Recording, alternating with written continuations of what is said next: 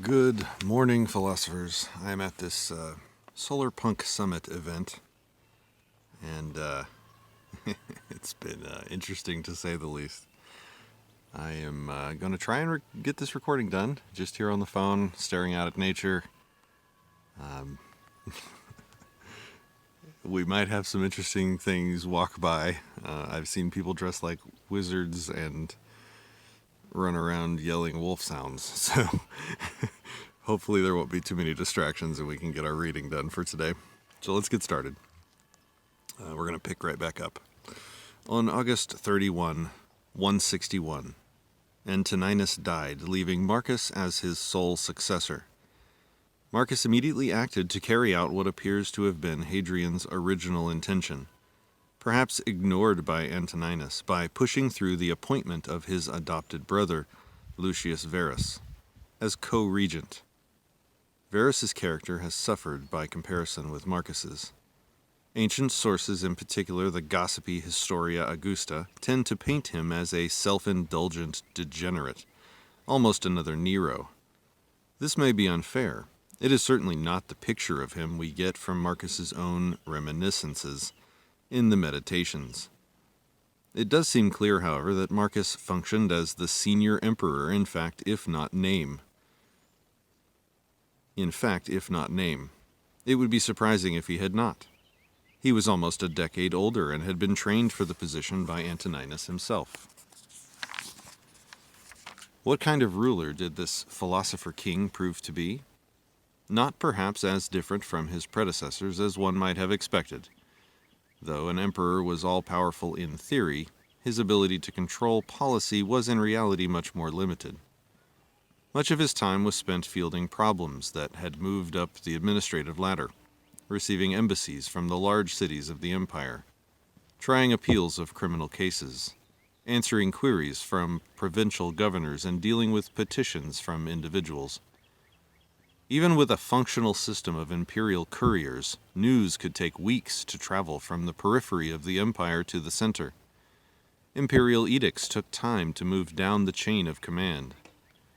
While the emperor's decision had the force of law, enforcement was almost entirely in the hands of provincial governors, whose diligence might be affected by incompetence, corruption, or an understandable desire not to antagonize local elites. We get occasional glimpses of Marcus's day-to-day duties from the evidence of imperial decisions preserved in letters, inscriptions, and the legal codes. Surviving legislation shows a certain interest in the freeing of slaves and in regulations regulating or relating to the guardianship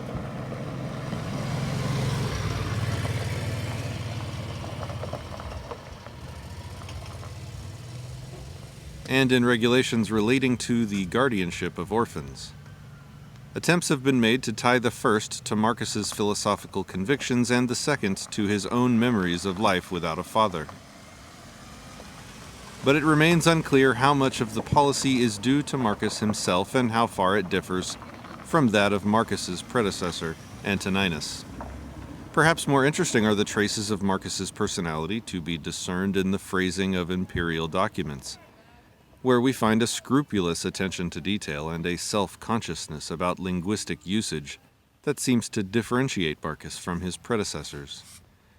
Neither trait surprises in the author of the Meditations or a student of Fronto, whose extant letters place great stress on the quest for the something like that. I'm assuming most just. One of Marcus's priorities was to preserve good relations with the Senate. The goal was to disguise the absoluteness with which the emperor ruled, to preserve a facade, and sometimes, no doubt, even to achieve the reality of consensus and cooperation. 100 years before, aristocrats might have dreamed of a restored republic, as some certainly did, but by the 2nd century it was clear that there was no alternative to the Principate. The Senate expected deference in public and hoped for influence behind the scenes. Good emperors were willing to play along. In cultivating the upper classes, Marcus was following in the footsteps of Antoninus and Trajan, rather than of Hadrian, whose relations with the Senate had been prickly. And it is this, as much as anything else, that is responsible for his reputation as a benevolent statesman. An emperor might do as he liked while he lived, but it was the senatorial historians, men like Cornelius Tacitus in the 120s, or Cassius Dio in the generation after Marcus's death, who had the last word.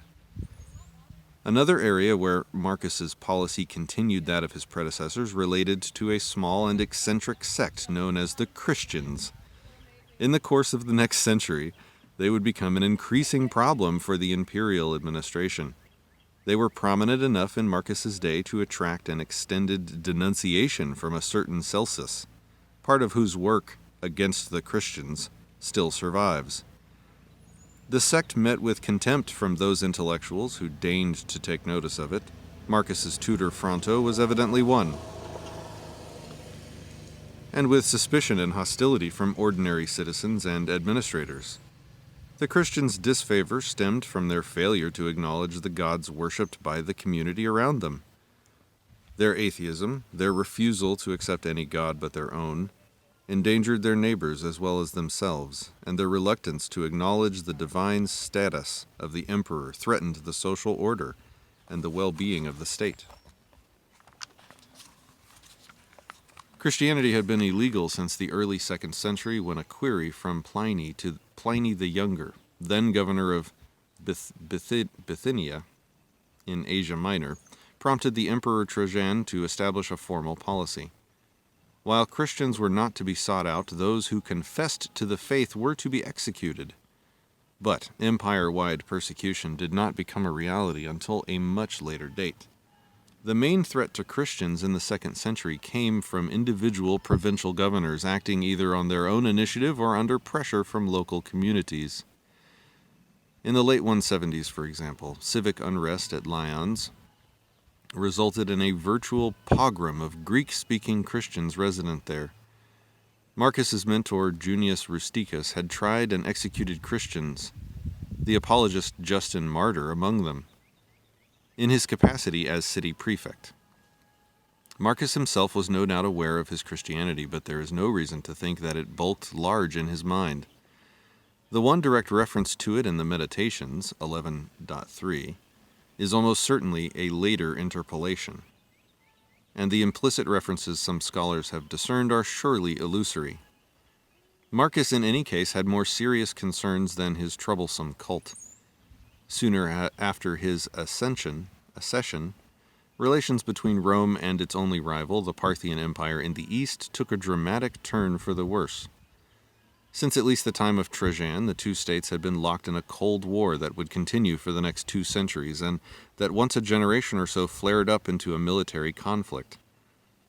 The death of Antoninus and the accession of 2 new and untried rulers may have tempted the Parthian ruler Vologases III to test the waters. In 162, his forces occupied Armenia and wiped out a Roman garrison that had gone to the rescue. Syria itself was threatened. Rome had no choice but to respond. It was Verus, the younger emperor, who was sent east, where he remained for the next 4 years. Neither he nor Marcus had any military experience to speak of. Antoninus's peaceful reign had given little scope for it, and the day-to-day conduct of the war was no doubt left to the professionals. After initial setbacks, the Romans rallied, and, under such commanders as the dynamic young Avidius Cassius, forced the Parthians to sue for peace. Parthia would remain a threat, but one that could be dealt with by diplomatic means for the immediate future. Verus and his senior colleague had no time to bask in their triumph, however. Within a year, the empire was in the grip of a devastating plague, apparently brought back from the east by Lucius's troops. Its effects may not have been quite as apocalyptic as later writers suggest, but the death toll was certainly high, and it also delayed the emperor's response to a second threat.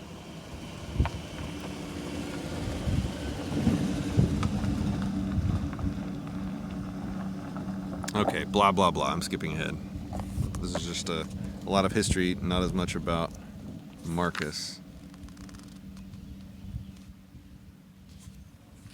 Okay. Much of the remainder of the reign would be spent on intermittent warfare, first in the so-called Marcomannic Wars of the early 170s, and then in a second campaign later in that decade.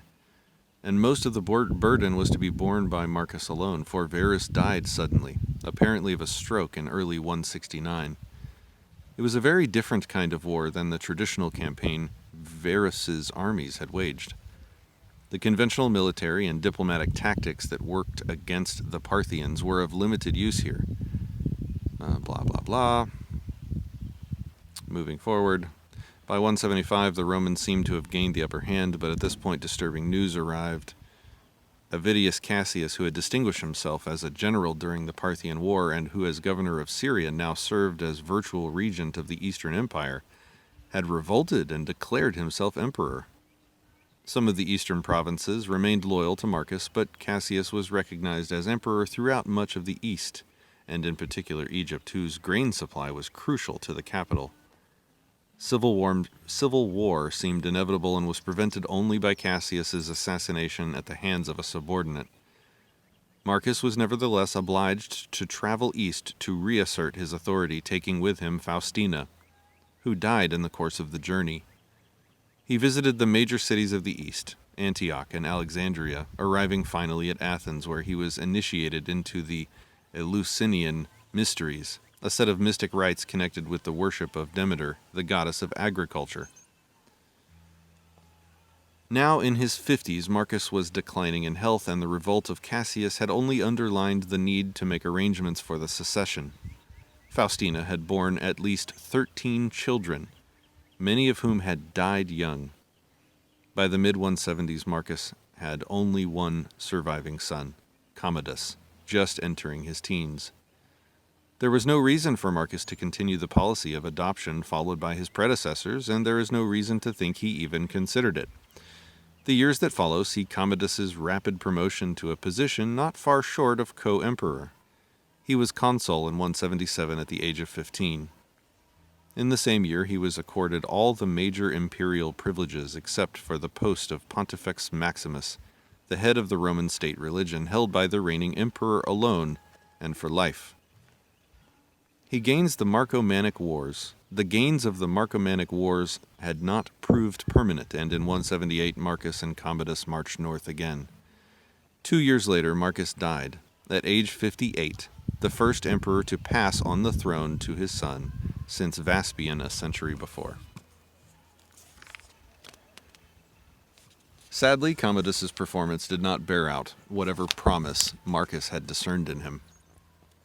He was to be remembered as a dissolute tyrant and a second Caligula or Nero whose many defects were only emphasized by the contrast with his father. His assassination after a 12-year reign would usher in the first in a series of power struggles that would burden the empire for the next century. All right, now we talk a little bit about the philosophical background, and then we'll actually probably start the book next time. Let's just do a little bit of this. The composition of the Meditations is normally dated to the 170s, Marcus's last decade. That this was a dark and stressful period for him can hardly be doubted. In the 10 years between 169 and 179, he had to cope with constant fighting on the frontier, the abortive revolt of Cassius, and the deaths of his colleague Varus, his wife Faustina, and others. Though he could hardly have anticipated the century of turmoil that would follow his death, he may have suspected that his son and successor Commodus was not the man he had hoped. That in these circumstances Marcus should have sought consolation in philosophy is only natural. But understanding what Marcus looked for from his philosophical studies requires a certain amount of orientation. To understand the Meditations in context, we must familiarize ourselves not only with Stoicism, the philosophical system that underlies the work, but also with the role of philosophy in ancient life more generally. That's a good place to begin next time. It's about to get good. It's going to get good. I love this book. Let me get a sip of tea. We have camping tea today. Piping hot. Earl Grey, my custom blend. Good stuff. So, I can't help but think about one thing today. last night there was a bit of a conflict. This is a very, how do you say, hippie feeling event. I guess I don't mean that disparaging, but it definitely has a very different feel from most other events and most other sort of people. And the way that they carry out conflict is also quite different. It's a very different flavor. They are open to so much difference in people. They appreciate so much difference in other people. But it's kind of in the same way as the people on the right appreciate so much difference in people. It's just in completely different domains. And they are equally as intolerant in very specific domains that are unique to them, just like on the right. But they are no less intolerant, and they are no less capable of like fascistic tyranny and that sort of like micro-tyrant attitude. It's just the way they execute it is totally different. Rather than being more upfront, it's more subtextual, it's more passive-aggressive, it's more velvet glove on the, iron fist. It's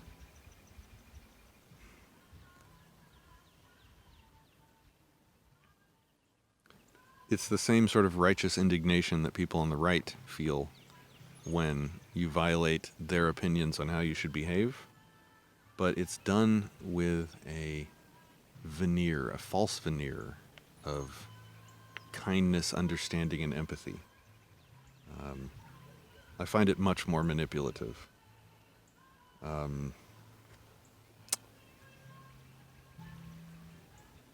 They're able to affect a friendly, non-offensive, sort of reasonable appearance while they're attempting to control the peaceful behaviors of yours that they don't like. I find that method of dispute resolution or conflict method, I find it revolting. And I'm trying to figure out why that is. So that's what I'm thinking about today is there is this sort of different type of person that behaves like this. I'm more of an upfront, handle things out in the open, state my meaning and clear and intentions and disagreement clearly and openly and upfront. I don't shy from the conflict of it. But when you have somebody affecting a falsely kind face, it's like you have to be even more watchful of that type of personality.